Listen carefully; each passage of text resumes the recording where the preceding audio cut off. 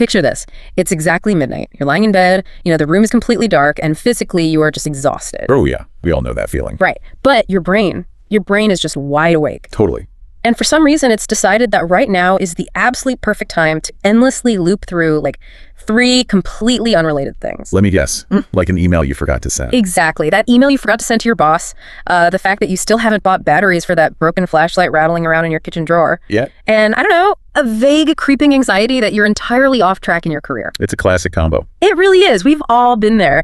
It's that uniquely modern feeling of ambient angst where your mind just won't let you rest because it feels like everything is slipping through the cracks. You are listening to Deep Cuts and Deep Thinking. And today, our mission in this deep dive is to basically rescue you from that midnight ceiling stare. Yes. We are exploring the iconic productivity framework laid out in the book Getting Things Done by David Allen. But we're not just going to talk about how to make better grocery lists here. Right. No, we're looking at this as a complete cognitive architecture. I mean, it's a way of organizing your life so you can achieve what the author calls a mind like water. A mind like water. I love that. Yeah, it's a state where your mental energy perfectly matches your environment, Yeah. allowing you to be completely present in whatever you're doing.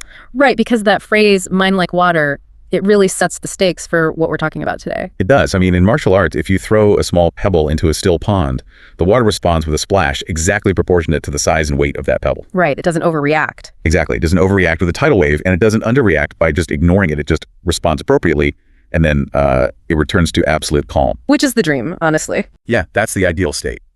But the problem in today's world is that we're constantly treating pebbles like boulders, and boulders like pebbles. Because our minds are just so cluttered with unprocessed information. Right. To really understand why David Allen's system strikes such a chord with people, we have to look at the biological reality of why human brains are just so utterly terrible at managing modern knowledge work. Okay, let's unpack this, because I think most of us treat our brains like a giant infinite filing cabinet, right? Like, assuming we should just be able to remember every single thing we need to do. Which is a huge mistake. Yeah. I mean, trying to hold all your personal and professional tasks in your head, it's like running a web browser with 100 tabs open at the same time. Oh, that is the perfect analogy. Your mental RAM gets completely maxed out, your computer's internal fans start spinning like crazy, and suddenly every basic application starts lagging. Yeah, and when that mental cooling fan is spinning, what you're actually feeling is cognitive resource saturation. Cognitive resource saturation sounds intense. It is, because the human brain evolved primarily as a processing engine to help us survive immediate threats.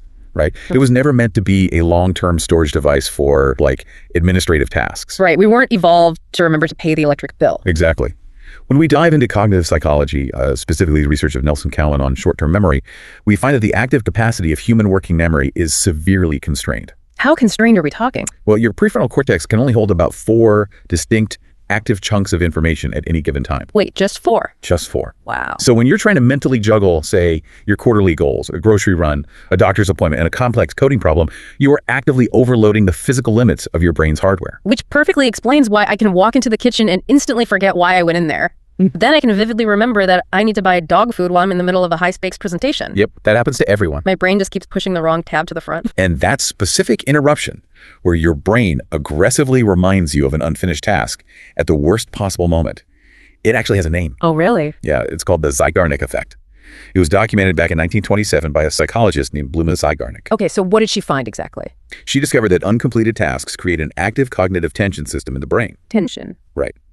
Because of this built-in tension, incomplete tasks are recalled roughly 90% better than completed ones. 90%. That's massive. It is. And evolutionarily, this kept us alive, right? If you didn't finish foraging for food, your brain needed to keep nagging you so you wouldn't, starve. But in the current era, I'm not foraging for berries. I'm foraging through my inbox. Exactly. So your brain keeps all your unfinished emails and vague career goals highly accessible in your working memory. And that just creates those intrusive thoughts. Right. It generates a constant low-grade cognitive load that severely degrades your performance on whatever you're currently trying to actually focus on. So our own biology is basically punishing us for leaving things undone. It's like a mental alarm clock with a broken snooze button. That's a great way to put it. So how do we turn it off? Do we just have to actually finish every single thing on our to-do list before we can finally relax? Because I'll be honest, that feels physically impossible. Well, what's fascinating here is that you do not actually have to finish the task to discharge that psychological tension. Wait, really? You don't have to finish it? Nope. This was a major breakthrough in a study by researchers Masacampo and Baumeister titled Consider It Done. Okay, I like the sound of that. They proved that simply establishing a specific, concrete plan for an unfinished goal acts as a surrogate for completion. A surrogate? So you're just tricking your brain? Basically, yeah. When you create a trusted external plan, meaning you define exactly what you're going to do and you park it in a reliable system outside your head, you effectively trick the brain into letting it go. That's wild. The brain looks at the plan accepts that the threat is handled, removes the intrusive thoughts from your working memory, and restores your executive function. Just making the plan tricks your biology into standing down. I mean, that's amazing. But since the brain clearly needs a very concrete plan to release that tension, how exactly do we build it? Right, without making it worse. Exactly, without just getting overwhelmed by the planning process itself. Because staring at a blank piece of paper trying to organize my life usually just gives me more anxiety. Sure, and that's the genius of the 5-stage workflow David Allen outlines in the book. Okay, lay it on me. It's a structured antidote to overwhelm. It's designed to lower the metabolic cost of figuring out what to do. The stages are capture, clarify, organize, reflect, and engage. Capture, clarify, organize, reflect, engage. Got it. And they flow into each other naturally. First you capture, you get absolutely everything that has your attention. Every idea, bill, random thought out of your head and into an external inbox. Like a physical tray on a desk. A physical tray, a notebook, an app, it really doesn't matter. You just dump it out. Okay. Once it's captured, you clarify. You look at each item and make a hard decision. What exactly is this? Is it actionable? And if it is? If it is actionable, you move to the organized stage. That's where you park the reminder of that action in the appropriate bucket, like a calendar or a specific list. Okay, that makes sense. Then you reflect. That means reviewing your system regularly so your brain trusts it's up to date. And finally, you engage. You actually do the work, confident that you're making the best possible choice with your time in that moment. Now, that transition between clarify and organize seems to be where a lot of people trip up. Getting things done draws a massive, heavily fortified line between what it calls projects and what it calls next actions. Yeah, it's arguably the most critical distinction in the entire framework. Really? The most critical? Absolutely. David Allen's book defines a project as any desired outcome that requires more than a single physical action step to complete. More than a single step. That seems like a really low bar. It is a much lower bar than most people think. Under this definition, launch a new marketing campaign is obviously a project. Sure. But so is get new tires for the car. Or even prepare for tomorrow's meeting. Oh, wow. I definitely just write those on my to-do list as one thing. Most people do. Traditional to-do lists fail because people write down these multi-step projects as single line items, and then they wonder why they feel paralyzed looking at them. But isn't this just a fancy way of writing a to-do list? I mean, why is the phrasing of the action so critical? If I write down website redesign on a sticky note, I know what I mean. I know what the website is, and I know it needs to be redesigned. Well, you intellectually know what you mean, but your subconscious brain, it processes that sticky note as a threat. A threat, just from reading website redesign. Yeah. When you put a complex project disguised as a single task on a list, it contains no executable instructions. It causes immediate cognitive friction. Oh, interesting. There's a psychological framework called Construal Level Theory, developed by Yakov Trope and Nira Lieberman, which explains this perfectly. Okay, what did they find? They found that psychological distance dictates how we represent actions in our minds. High-level abstract construals, like the phrase website redesign, focus on the big picture. Right. And because it's abstract, it feels psychologically distant, heavy, and complicated.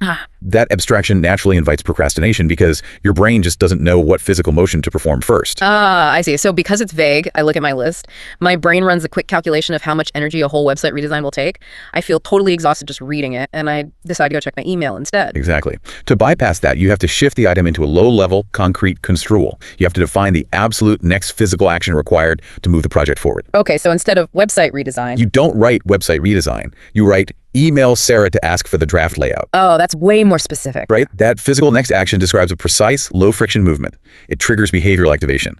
By lowering the threshold to start, you sneak past the brain's task initiation barrier. Because emailing Sarah takes like 2 minutes. Exactly. And once you actually send that email to Sarah, the Zeigarnik tension we talked about earlier, it shifts in your favor. It creates momentum, making you want to take the next step. Here's where it gets really interesting. Okay, yeah. Let's say I master this translation process right. I sit down, I break all my vague projects into perfectly phrased, concrete next actions. Suddenly, I'm checking off boxes left and right. I'm emailing Sarah, I'm buying the flashlight batteries. You're crushing it. I am. But if the system gives you a reliable dopamine hit for checking off easy, low-energy tasks, how do you stop yourself from using structured procrastination to avoid the scary, high-leverage work? That is such a good question. And it raises an important critique of the system from other thinkers in the productivity space. Yeah, I've heard some pushback on this. Cal Newport, for example, he points out the inherent danger of what he calls widget cranking. Widget cranking. Yeah. He argues that treating all tasks with a kind of unremarkable universalism, where buying batteries and drafting a strategic roadmap are both just widgets on a list, it leads you to optimize shallow work at the expense of deep, distraction-free concentration. Oh, that hits close to home. Right. If you're just cranking widgets, you could spend your entire day efficiently clearing out your inbox and never actually write that novel or design that new software architecture. Because checking those easy boxes feels incredibly productive in the moment, even if it's completely hollow. It feels productive, but it's a biological trap. Task switching is incredibly metabolically expensive for the brain. How expensive? Well, neuroscientific studies show that every single time you switch tasks, say, you pause writing a complex report to quickly reply to a Slack message, it incurs a 19 millisecond switch cost in the brain and a 9% increase in error rates. 9% just from a quick message. Yeah. But more importantly, it creates something called attention residue. Attention residue, like trying to paint with a brush that hasn't been fully washed of the previous color? Yes, that's a perfect way to visualize it. Part of your cognitive capacity is still stuck processing the Slack message, smearing that leftover attention all over the report you're trying to write. Oh, man. According to research, it takes a 23-minute cognitive timer just to recover full, unblemished focus after checking a single email. 23 minutes. So if I'm checking my email 3 times an hour, I'm literally never in a state of full focus. Never. My prefrontal cortex is just in a constant state of depletion. And when your prefrontal cortex is depleted, your dopamine levels drop, your impulse control is impaired, and you default to the path of least resistance. You do more shallow work. That is a vicious cycle. It really is. And this ties directly into Oliver Burkeman's philosophy of finite capacity. He reminds us that human beings only have about 4,000 weeks of life to live. 4,000 weeks. That is sobering. If your only goal is to optimize the sheer volume of tasks you can process, you're just inviting more inputs. You basically become a highly efficient machine for doing the wrong things. Okay, so how do modern practitioners adapt to David Allen's system to fix this widget cranking problem? Because the original book talked a lot about physical context to filter tasks, right? Right, context. Like having a specific list for when you're at your desktop computer and a different list for when you're near a landline phone. Yeah, that was the idea back then. But in today's world, my computer and my phone are the exact same piece of glass in my pocket, and they are with me everywhere. Exactly. The physical location-based contexts from the original era of the book are largely obsolete. Today, advanced practitioners filter their tasks using energy-based and attention-based tags. Energy-based? Like how? Instead of organizing by location, they organize by cognitive demand. For instance, they might tag a task as number 1, deep focus. Okay. These are high-leverage, high-energy tasks requiring zero interruptions, like complex writing or heavy coding. Makes sense. Then you have number 2, review. These are medium-energy, interruptible tasks like reading industry news. And finally, number 3, low energy. So the easy stuff. Yeah, these are for those heavy post-meeting slumps, maybe around 3 p.m. when your brain is totally fried, but you're still at your desk and available for routine administrative work. I really love that approach. I mean, it acknowledges the biological reality that I'm simply not the same person at 9 a.m. that I am at 3 p.m. Right. Nobody is. I can pull up my number 3 list when my brain is foggy and knock out some admin tasks and still get things done without feeling guilty that I'm not doing deep creative work. Exactly. You're working with your biology, not against it. But to solve the problem of prioritizing that shallow work over the long term, the system needs some kind of control tower, right? Yeah. A mechanism to guarantee your daily actions actually line up with your life's ultimate goals. Yes. And that control tower is what the book calls the horizons of focus model. It provides vertical alignment, so you aren't just running incredibly fast in the wrong direction. How does that model work? It works from the ground up. The ground level is your immediate calendar and those physical next actions. Horizon 1 is your current project outcomes you want to achieve within the next 12 months. Okay, ground in Horizon 1. Then Horizon 2 covers your areas of focus, the balls you have to keep in the air, like your health, your finances, and your key career roles. Right. Horizon 3 looks at your 1 to 2 year goals. Horizon 4 is your vision, looking out 3 to 5 years. And finally, Horizon 5 is your ultimate purpose and principles. So if you're doing this right, true alignment happens when a tiny ground-level task, like spending 45 minutes formatting an internal memo, can be traced logically all the way up that ladder to your life's ultimate purpose. Yep. And if it can't, you probably shouldn't be doing it. Exactly. But the anchor holding this entire multi-layered structure together, the mechanism that keeps the ground level securely tied to the sky, is the weekly review. The weekly review. Make no mistake, if the getting things done methodology has a single critical point of failure, it is the weekly review. It makes me think of a pilot flying a plane through heavy clouds. You have to stop staring out the windshield for a second, pull the plane out of the fog, check your instrument panels, look at the actual map, and ensure you're heading toward your destination. That's a great analogy. Otherwise, you're just flying blind, hoping the wind pushes you in the right direction. And if you don't take that weekly pause to check your instruments, the system immediately starts to decay. Your lists get bloated with outdated tasks, you lose trust in your own external memory, and your brain senses that the system is broken. And then the anxiety comes rushing back. Right. The moment that happens, your brain starts hoarding tasks again, putting you right back into that state of midnight overwhelm. So what actually happens during the weekly review? The weekly review forces you to recalibrate through 3 distinct phases.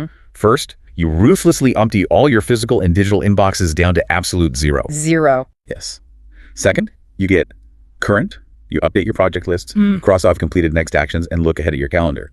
And third, you get creative. You review your someday maybe lists and consider entirely new ideas. Which you can only do because your mind is finally clear of the backlog. Exactly. Emptying every inbox to zero sounds terrifying, to be honest. But I totally get why it's necessary to maintain trust with your own brain. It's essential. Now, Maintaining this massive, complex architecture of lists, energy tags, and horizons obviously requires some serious tooling.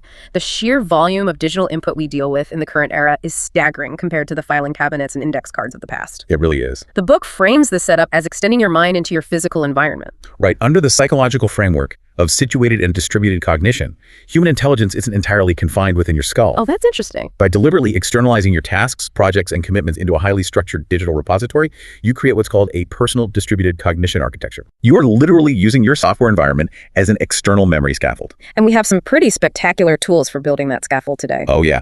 Modern practitioners usually gravitate toward three distinct tool archetypes to build this architecture.